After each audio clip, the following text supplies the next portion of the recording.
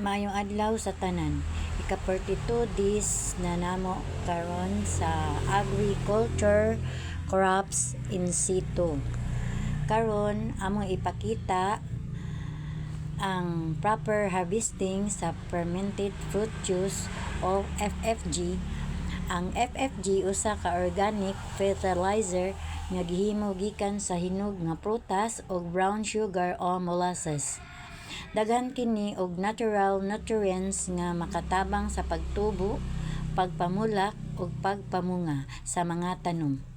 Sa pag-harvest sa FFG, importante nga siguraduhon nga humana ang fermentation process.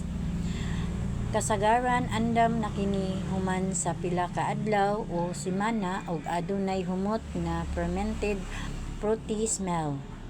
Karon among hinahinayon og kuhaon ang liquid pinaagi sa pagsala aron mabulag ang likido ug ang nahabiling fruit residues.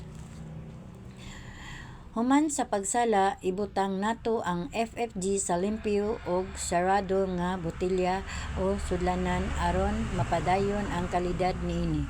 Ang nakuha nga fermented fruit juice pwede na gamiton isip organic fertilizer aron mas himsog ang tanom ug mas maayo ang pagpamulak ug pagpamunga.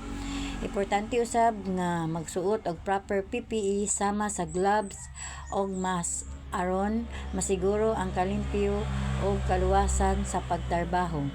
Human niana gisunod dayon ang fish amino acid ug mao na kini. Daghang salamat.